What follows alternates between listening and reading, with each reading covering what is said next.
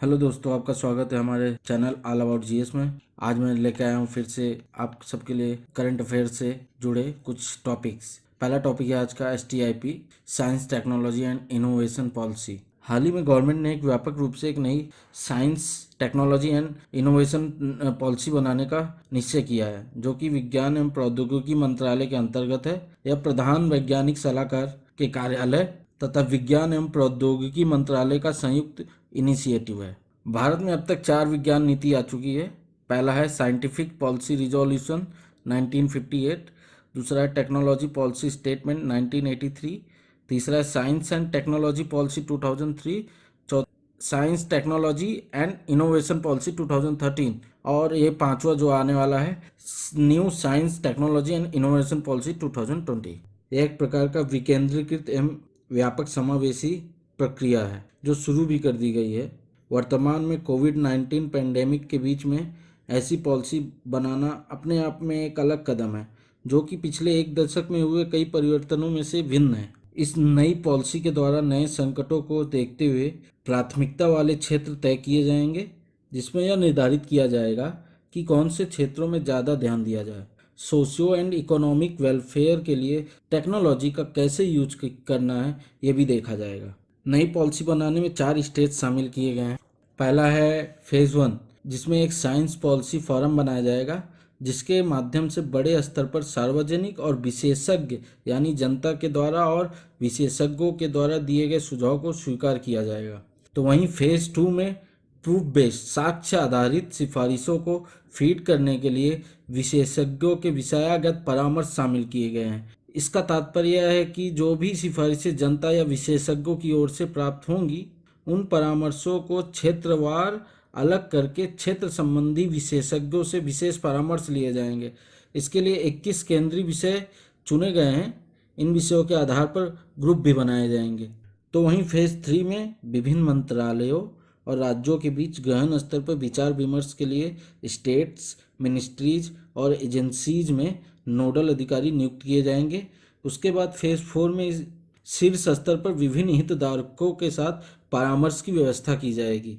New India के लिए बनाई जा रही न्यू साइंस पॉलिसी में कोविड-19 पैंडेमिक से मिले सबकों को भी शामिल किया जाएगा।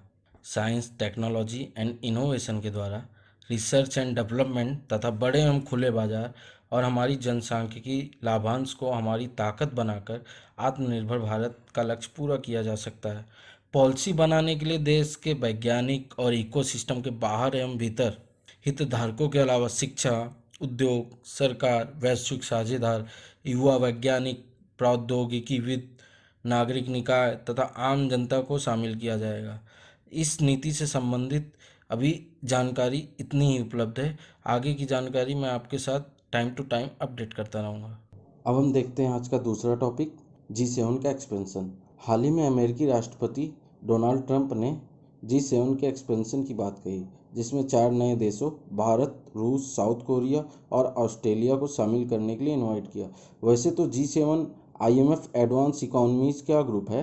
यहाँ पे IMF एडवांस इकोनॉमीज़ का मतलब यह है ऐसे देश जो आर्थिक रूप से एडवांस हैं और जिनमें बड़े औद्योगिक क्षेत्र हैं, सेवा क्षेत्र हैं, हाई लेवल की GNP है और पर कैपिटा इनकम भी अधिक है। लेकिन रूस एडवांस इकोनॉमी में नहीं आता, उसके बावजूद भी उसे इस ग्रुप में लिया गया था। आइए अब हम देखते हैं G7 को मैप पर। अब आपको मैप में दिख रहा होगा US, UK, Canada, Italy, France, Japan, Germany, ये 7 देश हैं जो मैप में आपको दिख रहे होंगे। उसके साथ ही एक इमेज भी दिख रही होगी जिसमें इन G7 का कंट्रीब्यूशन जो ग्लोबल स्टेज पे है वो कितना है। 40% of global GDP and 50% of global wealth, उसी के बाद 1/10 ऑफ वर्ल्ड पॉपुलेशन। आइए बात करते हैं G7 के फॉर्मेशन पे।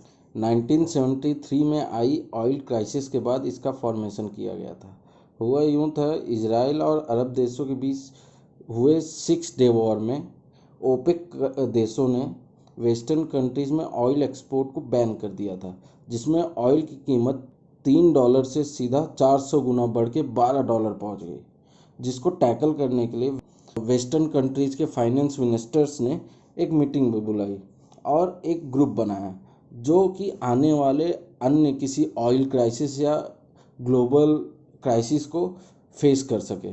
पहले केवल 6 देशों का समूह था, जिसमें France, Italy, Japan, UK, US और तत्कालीन वेस्ट जर्मनी था।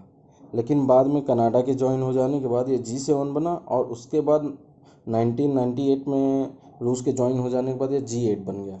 लेकिन वहीं 2014 में रूस को इस ग्रुप से निकाल भी दिया गया। क्यों? क्योंकि रूस ने क्रीमिया पे ज़बरदस्ती कब्जा कर लिया था। क्रीमिया स्टार्टिंग में ओटोमन एम्पायर का पार्ट था, जो कैथरीन द ग्रेट के टाइम में आज के रसिया यानी तत्कालीन यूएसएसआर से जुड़ा, और 1954 में निकिता क्रुश्चेव ने क्रीमिया को यूक्रेन को एज ए गिफ्ट के तौर पे दे दिया। क्योंकि यूक्रेन यूएसएसआर का भाग था, इसलिए कोई फर्क नहीं पड़ने वाला था। लेकिन 1991 में यूएसएसआर टूट गया, और टूटने के बाद यूक्रेन अलग हो गया, और यूक्रेन के अलग होने के बाद क्रीमिया यूक्रेन के पास रह गया। जिसके बाद 2014 में रूस ने फिर से उस पर कब्जा कर लिया, जिसके कारण रूस को वेस्टर्न कंट्रीज़ का विरोध सहना पड़ा, और इसी कारण रूस को G8 से निकाल भी दिया गया।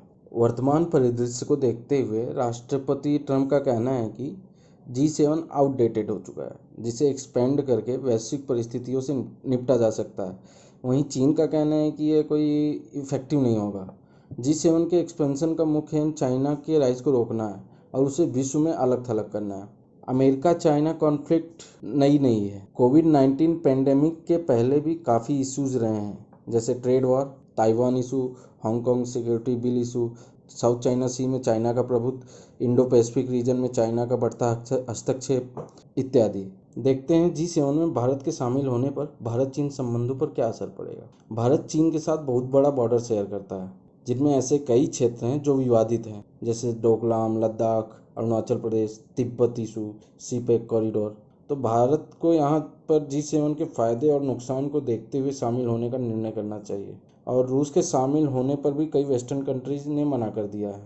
यदि रूस शामिल नहीं होता है तो उसका झुकाव चीन की तरफ बढ़ेगा, जिससे भारत एवं रूस के संबंधों में भी मतभेद हो सकते हैं। भारत को G7 में शामिल होना चाहिए या नहीं, इस पर आप अपने विचार कमेंट सेक्शन में दे सकते हैं।